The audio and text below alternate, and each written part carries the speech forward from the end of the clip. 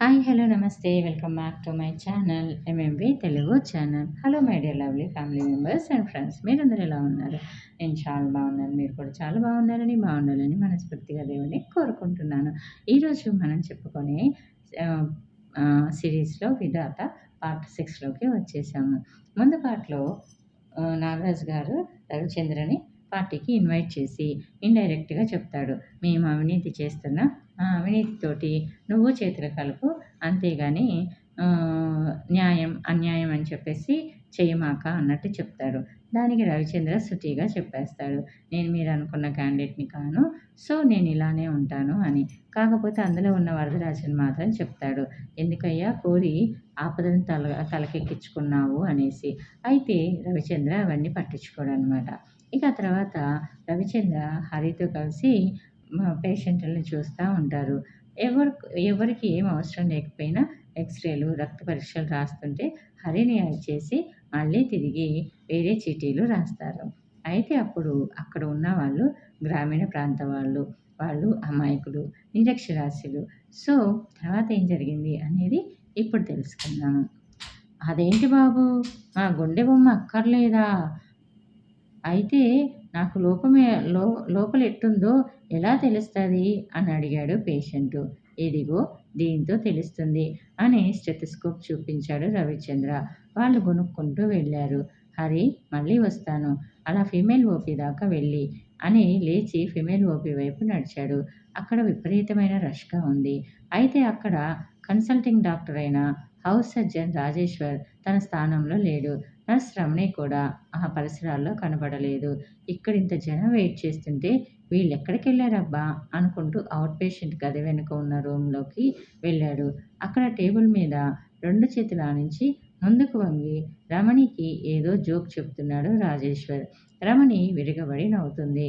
రమణి రవిచంద్రను చూడగానే ఏమాత్రం త్రోటు పడకుండా, డాక్టర్ సాబ్ ఈ జోక్ విన్నారా అంది నవ్వుతూనే. జోకుల తర్వాత ముందు పేషెంట్లను చూడండి, వీధి పంపు దగ్గర ఉన్నట్లుంది సీన్ అన్నాడు రవిచంద్ర. ఎంత చూసినా తరగని సంత సార్ అది. ఇప్పటి వరకు చూశాను, విసుగు పడుతుంది. కాస్త కాఫీ తాగుదామని నసిగాడు రాజేశ్వర్. హౌస్ సర్జన్ ఉన్నప్పుడే హౌస్ సర్జన్గా ఉన్నప్పుడే పేషెంట్లు అంటే విసుగు పుడితే ఇక డాక్టర్ వై ఏం చేస్తావు అనుకుని, మీ డాక్టర్ ఎవరు అని అడిగాడు. డాక్టర్ బెనర్జీ చెప్పింది రమణి. ఆయనేడి అని అడిగాడు నర్మగర్భంగా నవ్వుతూ. ఆయన రూమ్లో ఎవరో పేషెంట్ని ఎగ్జామిన్ చేస్తున్నారు అంది రమణి. రవిచంద్ర అక్కడి నుంచి బెనర్జీ రూమ్కి వెళ్ళాడు. తలుపు వేసి ఉంది.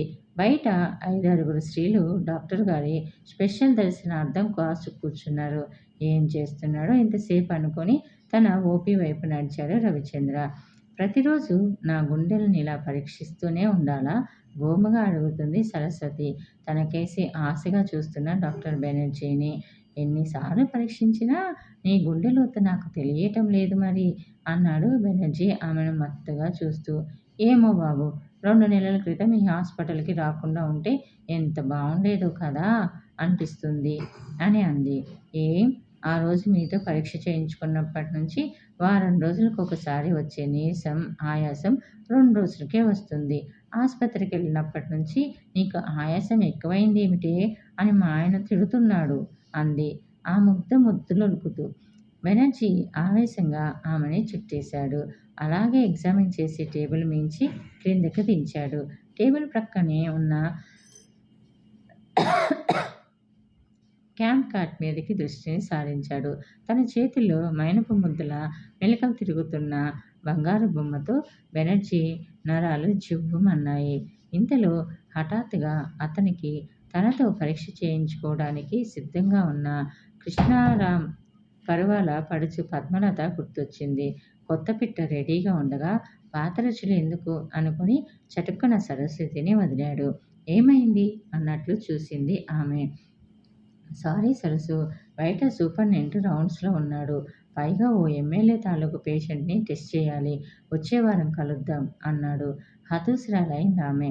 అంటే వారం రోజులు నిద్ర లేకుండా గడపాలా? నిద్ర మాత్రలు ఇస్తావా? ప్లీజ్ వెళ్ళు అన్నాడు. ఆమె నిరాశగా చీర సర్దుకొని గుమ్మంలో బయటికి చూసి, ఎవరిని చూడాలి ఇప్పుడు? ఆ బుట్ట బొమ్మనేనా? దాంతో కూడా అంది రోషంగా. ఛా! నీలాంటి వాడినా? మా తల్లిగా వెళ్ళు అంటూ ఆమెను పంపేశాడు. మరుక్షణం లోనికి ప్రవేశించిన పద్మలతని చూసి రండి రండి అంటూ ఆనందంగా ఆహ్వానించాడు.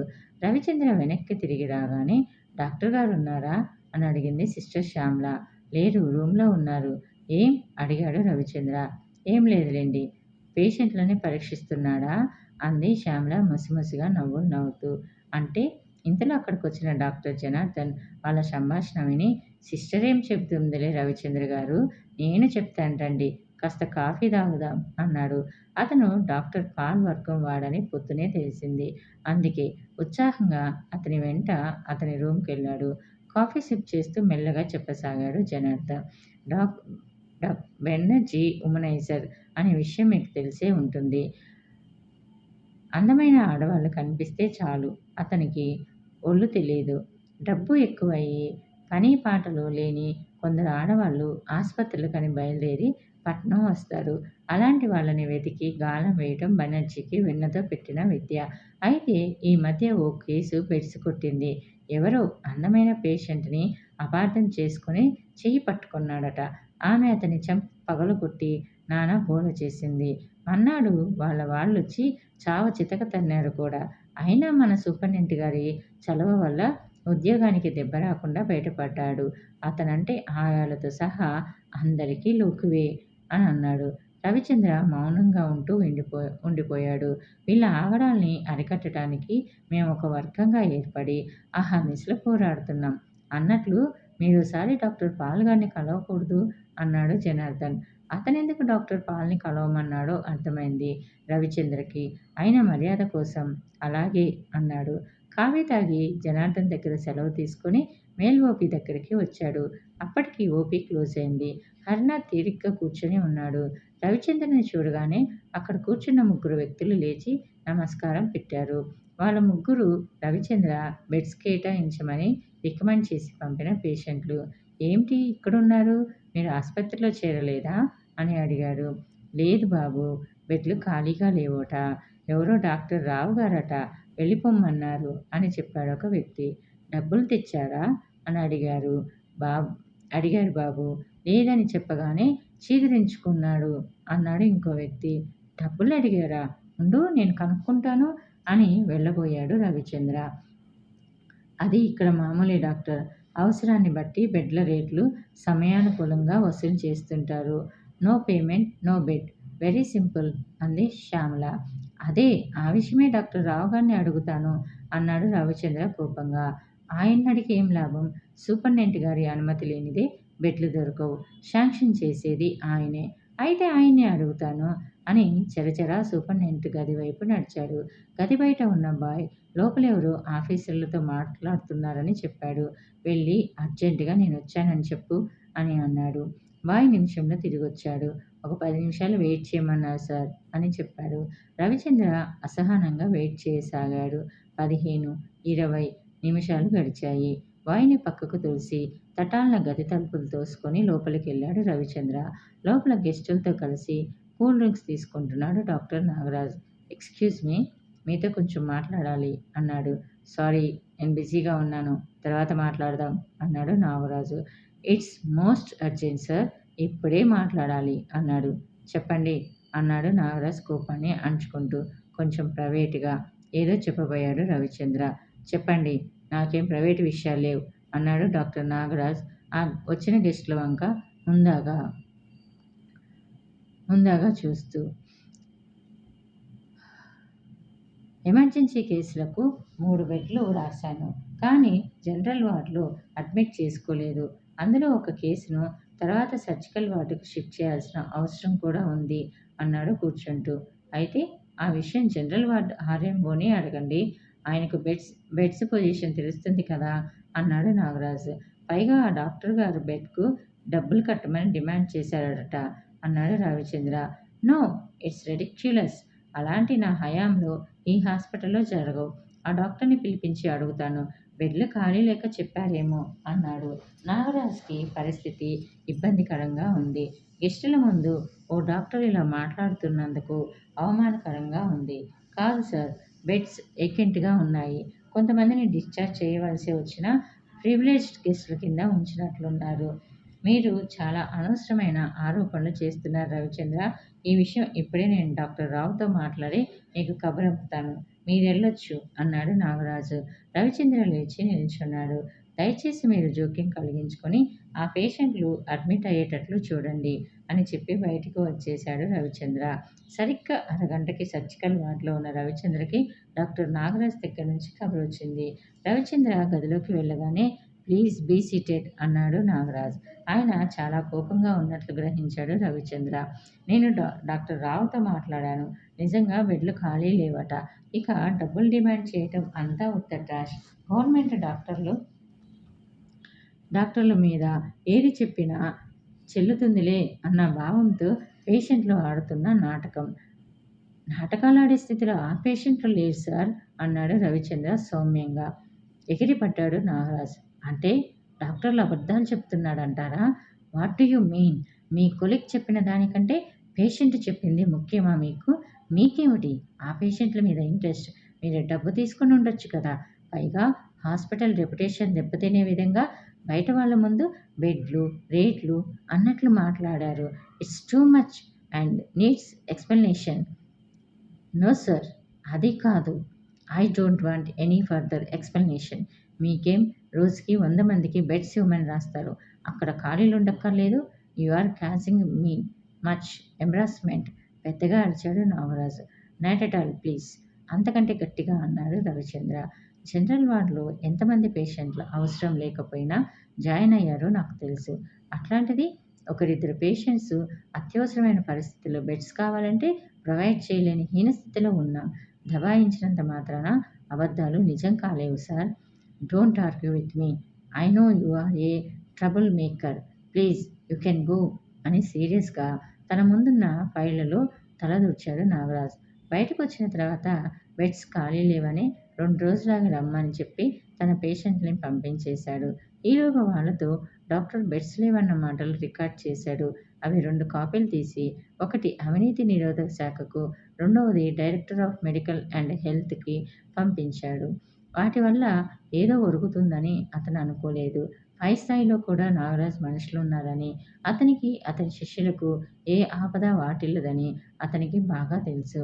అయినా తన ప్రయత్నం తను చేయాలి అన్న ఆలోచనతో ఆ విషయం పై అధికారులకు తెలియచేయడానికి వాటిని పంపాడు. రామాపురంలో మీ అమ్మాయి ఊరెళ్ళిందా? పంకజం ప్రశ్నకు చిరాగ్గా తల పైకెత్తాడు తేజేశ్వరరావు. ఇప్పుడు దాని గొడవ ఎందుకు? మన గొడవ చూడు అన్నాడు కటువుగా. పంకజం మాట్లాడకుండా గ్లాసులో విస్కీ పోసి సోడా కలిపి అందులో ఐస్ ముక్కలు వేసి గ్లాసు తేజేశ్వరరావుకు అందించింది. అతను గుటక వేయగానే మెల్లగా అతని దగ్గరికి జరిగి, ఏం అడగకూడదా? అమ్మాయి వచ్చినప్పటి నుండి మీరు చిరాగ్గా ఉంటున్నారు. మీరు చిరాగ్గా ఉంటే నేను భరించగలనా? చెప్పండి అంది. తేజేశ్వరరావుకి చాలామంది టెంపరరీ పర్మనెంట్ ప్రియురాళ్ళు ఉన్నారు. అందరిలో పంకజానికో ప్రత్యేక స్థానం ఉంది. పంకజం అక్కడ హెల్త్ విజిటర్గా పనిచేస్తుంది. నిజానికి ఆమె ఉద్యోగరీత్యా గ్రామాలను విజిట్ చేయదు. తేజేశ్వరరావు ప్రతినిధిగా గ్రామాల్లో తిరిగి ఎప్పటికప్పుడు సమాచారం చేరవేస్తుంటుంది. అతనికి అనేక సలహాలు ఇస్తుంటుంది. అతను రాజకీయంగా ఢిల్లీ వరకు ఎగబ్రాకితే అప్పుడు ఢిల్లీలో అతనికి కార్యదర్శి ఉంపుడుగత్తిగా ఉండాలని ఆమె చిరకాల వంచ. అయినా మీ అమ్మాయి మీకు తగ్గ కూతురు కాదు. అతని జుట్టులోకి వేళ్ళు పోనిచ్చి నిమురుతూ అతని భుజం మీద తలవాల్చి చెవిలో మెల్లగా కొనికింది. ఏం?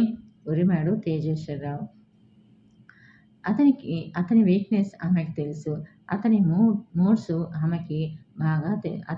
ఆమెకి బాగా తెలుసు. వాటిని తనకు అనుగుణంగా ఎలా మార్చుకోవాలో అంతకంటే బాగా తెలుసు. మరేం మాట్లాడకుండా అతని తల నిమురుతూ ఉండిపోయింది. ఏమైందట? అసహనంగా అడిగాడు. ఏమో నాకెందుకులేండి తండ్రి కూతుళ్ళ విషయాలు గోముగా అంది. అదే నీతో వచ్చిన గొడవ. ఓ మాట అనేస్తావు, దానికి కారణం చెప్పవు? మరేం లేదు. మీకు రాజకీయంగా ఇంత పలుకుబడి ఉన్నా అమ్మాయి ఇంప్రెస్ అయినట్లేదు. పైగా మీరేం చెప్పినా ముఖం చిట్లించడం గమనించాను అంది. దానికేం తెలుసు? చిన్నపిల్ల ఉద్యోగం చేస్తానంది. అందుకే సిటీకి పంపాను. ఏదో కాలేజీలో లెక్చరర్ పోస్ట్గా ఖాళీ ఉందంటే సెలెక్ట్ చేయించాను. అమ్మయ్య మంచి పని చేశారు. సరే, మీ గురించి ఆలోచిస్తుంటే మీ ప్రతిష్ట, పేరు, డబ్బు పెరిగే ఆలోచన ఒకటి వచ్చింది. చెప్పనా? అని అంది. గ్లాస్ ఖాళీ చేసి మత్తుగా "హ్మ్. హ్మ్" అన్నాడు. అబ్బా! ఆశ ఊరికే చెప్తానా? పోనీ ఊరించే చెప్పు. చెబితే నాకేమిస్తారు? ఏం కావాలో అడుగు. నాకేం కావాలో మీకు తెలీదా? అంటూ లేచి అతని కాళ్ళ దగ్గర కూర్చొని మెల్లగా అతని షర్ట్ గుండీలు విప్పింది. ఖాళీ అయిన గ్లాసు తీసి స్టూల్ మీద పెట్టింది. ఇంకో పెగ్గు వెయ్యి. హుహు. అంటూ లేచి అతని పక్కనే కూర్చొని తలని అతని గుండెలపై ఆంచి తన ఆలోచనను మంద్రస్వరంతో తీయగా అతని చెవిలో చెప్పసాగింది. తేజేశ్వరరావు ఇంట్లో అతని బలగమంతా సమావేశమయ్యారు. నేనింత అర్జెంటుగా మిమ్మల్ని ఎందుకు పిలిపించానో తెలుసా? అని అడిగాడు తేజేశ్వరరావు. వాళ్ళు తలలు అడ్డంగా ఊపారు. మనం కాస్త మరింతగా ప్రజాసేవ చేయాల్సిన సమయం ఆసన్నమైంది. ప్రజాసేవకు మీరంతా మళ్ళీ పునరంకితం కావాలి అన్నాడు తేజేశ్వరరావు చాలా సీరియస్‌గా.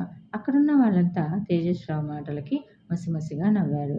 ప్రజాసేవ అన్నాడంటే డబ్బు, పేరు సంపాదించే పథకం ఏదో వేశాడన్నమాటే అనేసి నీ మాట ఎప్పుడు కాదన్నాం బావా చెప్పు అన్నాడు చలపతి. చలపతి ఆ చుట్టుపక్కల పేరు మోసిన సారా వ్యాపారి. 21వ శతాబ్దంలో మన ప్రజలంతా ఆరోగ్యంగా ఉండాలని మన ప్రధాని చెప్తున్నారు. ఆయన ఆశయం తీరాలంటే ఎప్పటికప్పుడు తమ రోగాలు నయం చేసుకుంటూ మరిన్ని రోగాలు రాకుండా చూసుకోవాలి. అయితే మన ఊళ్ళల్లో జనం రోగాలు ముదిరిన దాకా చేయించుకోరు. ఒకవేళ రోగాలొచ్చి సిటీలో ఉన్న గవర్నమెంట్ ఆసుపత్రికి వెళ్ళినా అక్కడ వీళ్ళ మొఖాలు చూసే నాథుడుండడు. అంచేత వాళ్ళకి మనం సాయపడాలి. అంటే వీళ్ళు గవర్నమెంట్ హాస్పిటల్‌కి వెళితే మిగతా ప్రాంతాల నుండి వచ్చే వాళ్ళకన్నా వేగంగా, శ్రద్ధగా వీళ్ళని చూసి పంపాలి. అందుకే హెల్త్ కార్డ్ పథకం ప్రవేశపెడుతున్నా. హెల్త్ కార్డ్ పథకం అంటే? అడిగాడు సూరి. హెల్త్ కార్డ్ చూపించగానే గవర్నమెంట్ హాస్పిటల్‌లో వాళ్ళని వెంటనే పరీక్షిస్తారు. వాళ్ళల్లో ఉన్న మామూలు రుగ్మతలకి ట్రీట్మెంట్ ఇస్తారు. దాంతో రోగాల బెడద తగ్గి ప్రజలంతా ఆరోగ్యంగా ఉంటారు. నేను జనరల్ హాస్పిటల్ సూపరింటెండెంట్‌తో మాట్లాడాను. మన కార్డు చూపించిన వాళ్ళకి స్పెషల్ ట్రీట్మెంట్ ఇస్తారు డాక్టర్లు. ఎందుకొచ్చిన ప్రజాసేవ బావా! ప్రజల ఆరోగ్యం బావుంటే మనకొరిగే లాభమేమిటి? పైగా సారా తాగే వాళ్ళందరి ఆరోగ్యం బాగుపడి సారా మానేస్తే నా గతేం కాను అన్నాడు చలపతి. ఛస్! అలవాటు వేరు, ఆరోగ్యం వేరు. ఆరోగ్యం కోసం ప్రజలు తమ అలవాట్లు మానుకోరు. అది వాళ్ళ వీక్‌నెస్సు. పైగా నీ సారా తాగినప్పుడల్లా ఆరోగ్యం చెడి ప్రజలు హాస్పిటల్‌కి పరుగులు తీస్తారు. అయినా ఈ దిక్కుమాలిన ఆస్పత్రి పథకం ఏమిటి బావా? అన్నాడు చలపతి నిరాశగా. తేజేశ్వరరావు నవ్వాడు. అందుకే నీకు బుర్ర ఉంది కానీ దాంట్లో గుజ్జు లేదంటాను. 100 మంది ప్రజల్లో ఏ 30 మందో ఓపిగ్గా ఆస్పత్రికెళ్తారు. మిగతా వాళ్ళకి ఆ ఓపిక, తీరిక ఉండదు. కానీ మనం కార్డులు మాత్రం అన్ని కుటుంబాలకి ఇస్తాం. నెలకి నెలకి ఇంటికి రూ. 10 చొప్పున 100 గ్రామాల్లో వసూలు చేస్తాం. 100 గ్రామాల్లో ఒక్కో ఇంటికి నెలకి రూ. 10 చొప్పున ఎంతవుతుందో లెక్క వేశాడు చలపతి. జబ్బులు ప్రజలవి, రోగాలకి మందులిచ్చేది ప్రభుత్వ ఆసుపత్రి, డబ్బులు మాత్రం మనవే. ఓహో! ఏం ఐడియా! నీ బుర్ర అమోఘం బావా! అన్న చలపతి ముఖం 1000 క్యాండిల్స్ బల్బులా వెలిగింది. బుర్ర నాది కాదు, మన పంకజనిది. దీన్ని మనం పకడ్బందీగా అమలు చేయాలి. నువ్వు నీ మంది మార్బలాన్ని జీబులో గ్రామాలకి పంపాలి. నీ వెంట పంకజం, ఆమె అసిస్టెంట్లు ఉంటారు. ప్రజల ఆరోగ్య పరిరక్షణకు మనం ఎంత ఆదుర్దత చెందుతున్నది వాళ్ళు వివరిస్తారు. మన ప్రభుత్వ ఆశయం చెందుతారు. కార్డులిచ్చి డబ్బులు వసూలు చేయటం చాలా సున్నితంగా ఉండాలి. ఆశయాలకే ప్రాముఖ్యం ఉండాలి. ఆ డబ్బులు కూడా మనం చేస్తున్న సేవలకు ఇచ్చే స్వల్ప మొత్తంగా ప్రజలు భావించేటట్లు చేయాలి. ఒకవేళ ఎవరైనా వద్దంటే? అడిగాడు చలపతి. అందుకే నిన్ను రంగంలోకి దింపింది. నిర్బంధ ఆరోగ్య పథకాన్ని నయానో భయానో అమలు జరుపుతామని ప్రజలు వద్దన్నా వాళ్ళ ఆరోగ్యం గురించి వాళ్ళకన్నా మనకి బాగా తెలుసునని, వాళ్ళు ఒప్పుకోకపోతే దేశద్రోహం చేసినట్లేనని నీ మనుషులు దబాయించాలి. ఈ దబాయింపు సెక్షన్ అమలు చేయడంలో చాలా జాగ్రత్తగా ఉండాలి. వచ్చే సొమ్ములో ఒక వంతు నీకు, ఒక వంతు ఆసుపత్రి సూపరింటెండెంట్‌కి, ఒక వంతు బిల్ కలెక్టర్‌కి, ఇతర ఖర్చులకి, ఒక వంతు నాకు. ఏమంటావు?" అడిగాడు తేజేశ్వరరావు. "ఏమనేదేముంది బావా! నువ్వేం చెప్తే కాదన్నానా? అలాగే కార్డులు ప్రింట్ చేయించు. రేపే నేను మా వాళ్ళని బయలుదేరదీస్తాను" అన్నాడు చలపతి. "గుడ్. వెరీ గుడ్" అన్నాడు తేజేశ్వరరావు పంకజం వైపు చూసి కన్నుగీటి. పంకజం నవ్వింది. గోల్కొండ శిథిలాల్లో ఓ పక్కగా కూర్చుని ఉన్నారు రవిచంద్ర, రచన. టిఫిన్ చేసి టేప్ వింటూ తీరిగ్గా కూర్చున్నారు. "వద్దు వద్దు తల్లో ఎములున్న దవాఖానకి, వద్దు వద్దు తల్లీ మాయదారి దవాఖానకి, నేను రాను తల్లో సర్కారు దవాఖానకి" టేపు టక్కున ఆఫ్ చేసింది రచన. "అదే" అన్నట్లు చూశాడు రవిచంద్ర. "హాస్పిటల్ గొడవతో తల బొప్పి కట్టి కాస్త రిలాక్స్ అవుదామని వస్తే ఇక్కడ ఈ గోలేనా" అంది. "పర్వాలేదు. ఎంతగా విసిగిపోయి రాశాడో కవి. విందాం" అంటూ టేప్ ఆన్ చేశాడు రవిచంద్ర. పాటలు వింటూ అప్పటిదాకా సరదాగా ఉన్న వాళ్ళ మూడ్స్ ఆ పాటతో సీరియస్ అయిపోయాయి. ఏంటో రచన, హాస్పిటల్ ప్రవేశద్వారం దగ్గర నుంచి ఆస్పత్రి చివరగా ఉన్న మార్చురీ వరకి అంతా లంచాలమయం. గేటు తీస్తే లంచం, విజిటింగ్ అవర్స్ దాటి వస్తే లంచం, బెడ్‌కి లంచం, ఆపరేషన్ థియేటర్‌కి తీసుకెళ్తే లంచం, ఆపరేషన్ అయి పేషెంట్‌ని జాగ్రత్తగా తీసుకెళ్లి బెడ్ మీద వేస్తే లంచం, తోటీలు, వార్డు బాయ్‌లు లంచాలకు రేట్లు ఫిక్స్ చేసుకున్నారు. డాక్టర్లు మాత్రం కాస్త ఉన్న పేషెంట్ అయితే తమ నర్సింగ్ హోమ్‌లకి తరలించుకుని ట్రీట్మెంట్ ఇవ్వటం, లేకపోతే ఏదో ఒక ప్రైవేట్ నర్సింగ్ హోమ్‌లో జాయిన్ చేసి మధ్య మధ్య విజిట్ చేస్తూ ఫీజు గుంజటం, ఇంటి దగ్గర చేతులు తడిపితే ఇక్కడ ఆపరేషన్లు చేయటం. ఇదంతా ఆలోచిస్తుంటే ఎంత బాధగా ఉందో తెలుసా అని అడిగాడు. రచన నిట్టూర్చింది. ఇది ఒక్క చోట జరుగుతున్నది కాదు. ఎన్నో ఏళ్లుగా అంతటా జరుగుతున్నది. ఇదిలా కొనసాగుతుంది. నువ్వు నేను ఏం చేయగలం? అంది రచన. ఈ నిరాశావాదులతో ఎవరూ పట్టించుకోకపోవటం వల్ల ఈ ఆస్పత్రిలో అవినీతి వటవృక్షం అయింది. ఒకడు పోరాడి ఒక ఊడను నరికేసినా ఇంకా లెక్కలేనన్ని ఊడలు వేలాడుతుంటాయి. ఊడల మరిని కూకట వేళ్లతో పెకిలించటానికి మనలాంటి యంగ్ డాక్టర్స్ అంతా సమైక్యంగా నడుం బిగించాలి. ఈ విషయంలో నీ సహకారం నాకు కావాలి రచన అన్నాడు రవిచంద్ర. తర్వాత ఏం జరిగింది అనేది తెలుసుకునేదానికి ముందు నాదో చిన్న రిక్వెస్ట్. మరి కనుక నా ఛానల్ని ఫస్ట్ టైం చూస్తున్నారా? చూస్తూ ఇంకా సబ్స్క్రైబ్ చేసుకోలేదా? అయితే ఇప్పుడే సబ్స్క్రైబ్ చేసుకోండి. సబ్స్క్రైబ్ బటన్ రెడ్ కలర్లో ఉంటుంది. దాన్ని క్లిక్ చేస్తే బెల్ ఐకాన్ వస్తుంది. దాన్ని క్లిక్ చేసి ఆల్ అనే ఆప్షన్ని ఎంచుకుంటే ముందు ముందు నేను చెప్పే మరిన్ని ఇంట్రెస్ట్కరమైన సిరీస్ టాపిక్స్ అన్నీ మీకు నోటిఫికేషన్ రూపంలోకి వచ్చేస్తాయి. ఓకేనా? Thanks for the watching. Bye bye. Take care. See you soon again. తర్వాత ఏం జరిగిందో నెక్స్ట్ ఎపిసోడ్ వరకు వెయిట్ చేయండి.